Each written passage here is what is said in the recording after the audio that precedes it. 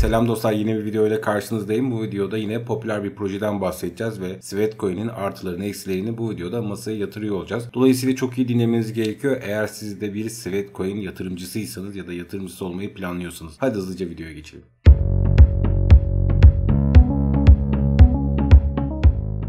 Aslına bakarsanız bu proje belki de ilk Moonturn projesi ama blockchain tabanına geçmeleri oldukça uzun zaman aldı. 4 yıllık bir geçmişleri var ve bu 4 yıllık geçmişlerinde açıkçası hem Apple Store'da hem de Google Play'de uygulamaları mevcuttu. Bu uygulamayı indirdiğinizde yine Moonturn akımından yararlanıp uygulama içerisinde token elde edebiliyordunuz ama bu tokenların aslına bakarsanız blockchain tabanında bir karşılığı yoktu ta ki bugüne kadar. Yakında Sweatcoin blockchain tabanında lansmanı hazırlanıyor ve dolayısıyla uygulamada kazandığınız tokenların aslında birebir karşılığını blockchain tabanındaki token'la takas edebileceksiniz. Bu da herhalde bir snapshot'la gerçekleşecek. Dolayısıyla 4 yıldır pes etmeden bu uygulamayı kullananlar bugün blockchain tabanında bir token elde edebilecekler. Ama tabii ki de bazı artıları ve eksileri var. Oraya hızlıca değinelim. Şimdi dostlar, Sweat projesi aslına bakarsanız bir Moonturn projesi ve aynı zamanda bir Web3 projesi. Dolayısıyla bu akımlardan size çok fazla bahsetmeyeceğim. Çünkü içerisinde bulunduğumuz dönemde hepinizin Moonturn projelerinin ne olduğunu, ne ifade ettiğini bildiğine eminim. Dolayısıyla bu kadar detaya girmeye gerek yok. Bizim için önemli olan şey aklımıza gelen soruları, yanıtlarını bu videoda bulabilmek. Bunlardan bir tanesi projeye yapılan yatırımlar ve bu yatırımları gerçekleştiren investorlar. Bununla alakalı da Medium sayfalarında çok güzel bir makale buldum. Burada 13 milyon dolarlık bir yatırım aldıklarından bahsediyorlar. Aynı zamanda Spartan Capital, OKX Ventures gibi bilindik kapitallerden bu yatırımları aldığını görebiliyoruz. Benim dikkatimi çeken şeylerden bir tanesi Polygon'un ve Polkadot ağının kurucu ortaklarında projeye yatırım yapmış olması. Bunlar oldukça güzel veriler.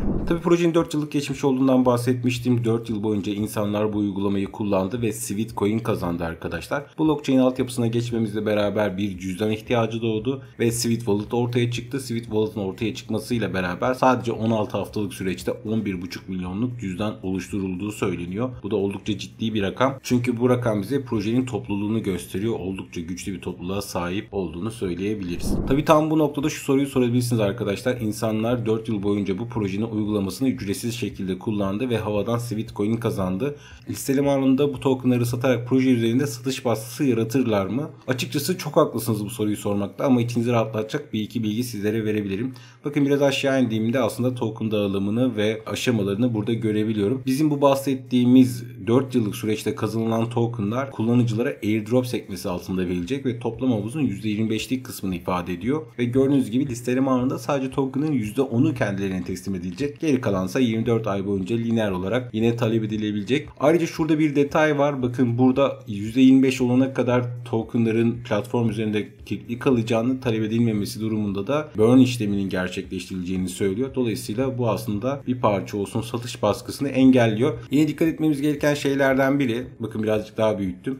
Burada bir iki tane güzel veri var. Bunlardan biri takım ve danışmanlar, seed round ve private'dan alan arkadaşların 12 ay boyunca hiçbir şekilde token satamayacağını ve listeleme anında hiçbir şekilde token'a sahip olmadığını görüyoruz. Bu oldukça iyi. Burada public aşamasında tokenların %100'ü açık diyor ama bunda bir güncelleme oldu. Public'te arkadaşlar %50'si açık ve 6 ay boyunca cliff var. Geri kalansa 6 ay sonra lineer şekilde kendilerini teslim edecek. Yani dolayısıyla public aşamasında %100'lük bir token dağıtımı söz konusu değil.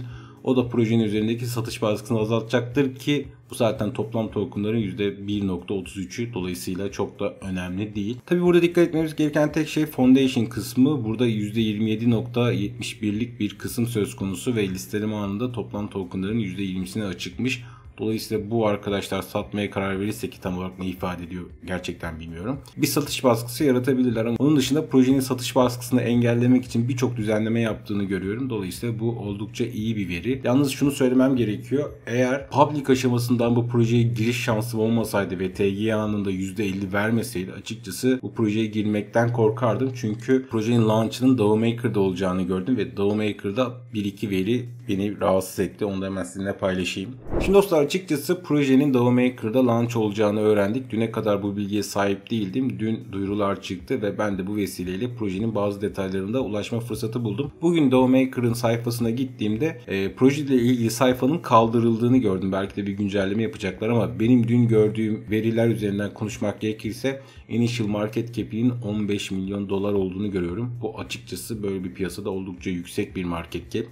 Eğer listeleme anında TG'de %50'lik bir pay almasaydım açıkçası projeye girme konusunda çekincelerim olurdu. Bu projenin yatırımcıların düşünecek olursak orta ve uzun vadeli bir yatırım olduğunu söyleyebilirim. Eğer kısa vadede böyle ciddi paralar kazanayım, 5x 10x kazanayım dersiniz ki ayı piyasasında aslına bakarsanız beklenmesi gereken rakamlar bunlar. Alamayabilirsiniz ama ne olacağı da belli olmaz. Çünkü çok ciddi bir topluluğa sahipler dediğim gibi ama 15 milyon initial market cap'te açıkçası yüksek bir rakam. Bunu da söyleyeyim. Burada da gerekli uyarıları sizlere yapayım. Yani listeleme anında public'ten almıyorsanız bence uzak durmanızda fayda var.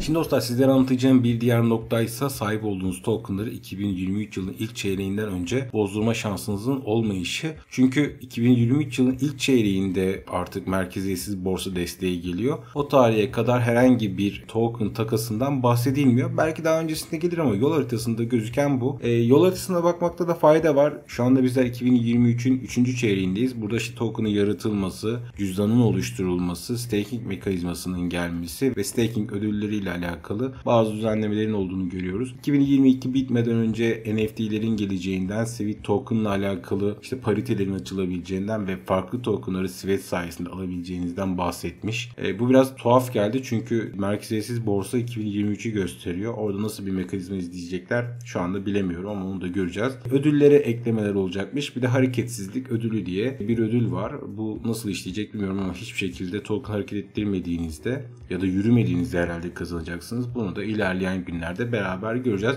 Tüm olaylar aslına bakarsanız 2023 yılı içerisinde gerçekleşiyor gibi duruyor. Burada işte on-chain oylamaları yapılabilecek, NFT market gelecek, merkeziyetsiz platformun entegrasyonu gerçekleşecek ve diğer aslında önemli güncellemelerin 2023'ün ilk çeyreğinde olacağını görüyoruz. Bu da önemli bir detay. Bunu da bilmenizde fayda var. Proje zaten Near ağı üzerine inşa edilmiş bir proje ve bununla alakalı da kendi wallet'u var. Bunu da söylemekte fayda var.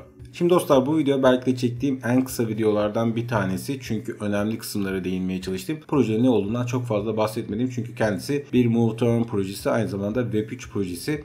Move to Earn akımına içinde bulunduğunuz dönem içerisinde eminim hepiniz hakim oldunuz. Dolayısıyla çok fazla detayına inmemize gerek yok. Eğer bu video sizler için faydalı olduysa bu tarz net videoların devamının gelmesini istiyorsanız bu kanala abone olarak beni destekleyebilirsiniz. Videoları beğenebilirsiniz. Aklınıza takılan tüm soruları yorumlar kısmından bana iletebilirsiniz. Mümkün mertebe tüm yorumları okuyor ve cevaplamaya çalışıyorum. Bir sonraki videoda görüşmek dileğiyle kendinize iyi bakın. Hoşçakalın.